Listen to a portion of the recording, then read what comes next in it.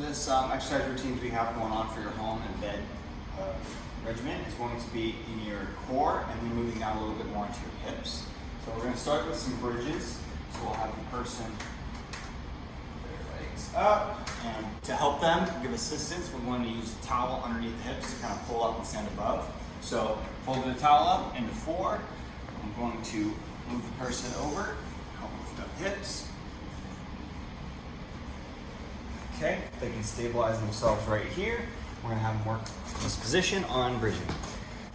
So first thing you wanna have them do is rotate, if they can, their pelvis, so they're looking more at their belly button. If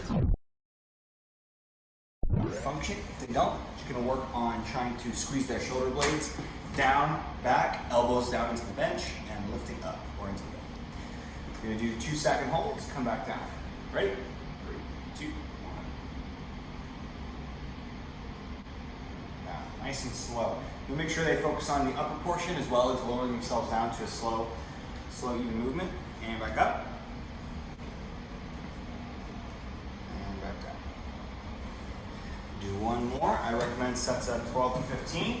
As many sets as tolerated. And back down. If that's easy, you can then have them try and do the bridging by themselves. Tyler gives demonstration. Tucking the pelvis, lifting up, holding, 2, 1, back down. If that's still too easy, you can move it along into a single leg bridge, or starting with one leg, with both legs, and then moving on to one leg. Go ahead, and bridging up with one leg, and back down. Nice. And another progression would be if they want to do marches. So lifting up, marching the knee up towards the chest while keeping the hips stabilized. Back down, the other leg. Back down, and then bridging down nice and slow. From there, we can move into some scapular depressions. So instead of the coming up and elevating the shoulders in the I don't know motion, we're doing the opposite, pushing the shoulder blades down and back.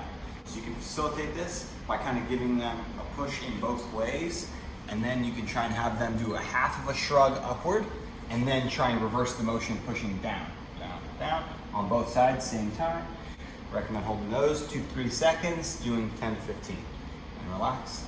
So shrugging up halfway, pushing right back down, press, press, press, press, and relax.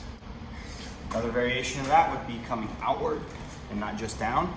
So you can kind of shrug upwards so that the shoulder comes up in, and then pushing out and away.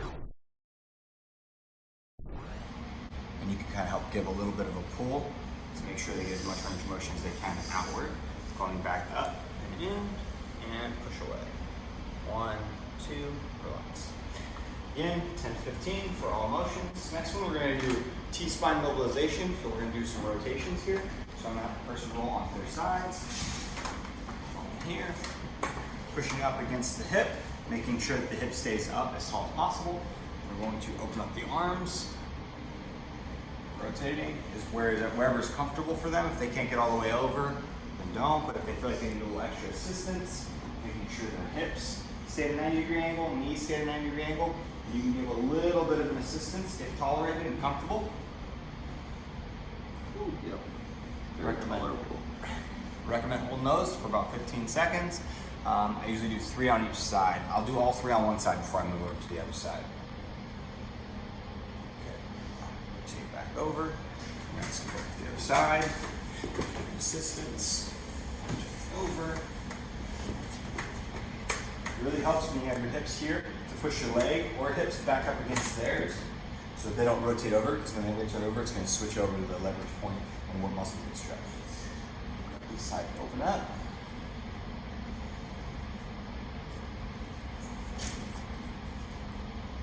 If it's tolerable, again, careful where you're pushing. You don't want to push here. If they have shoulders that are weak, small, or possible prone to injury, you want to just keep it here on the chest.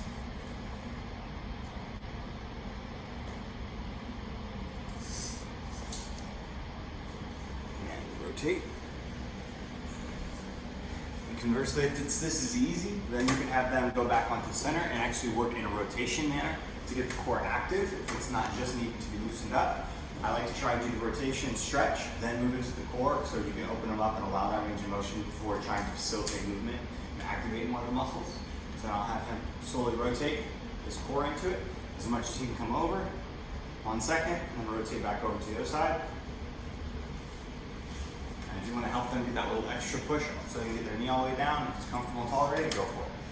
Swing back over to the other side. Start with 10 on each side, whichever you want to do again. Last one.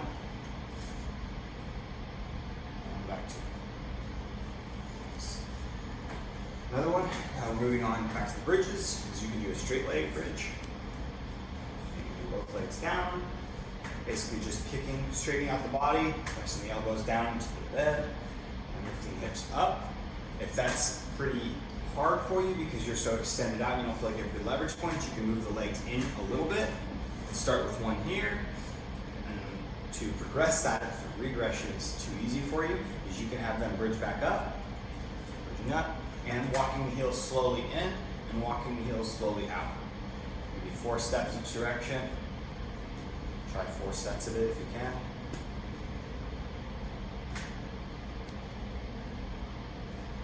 And back down.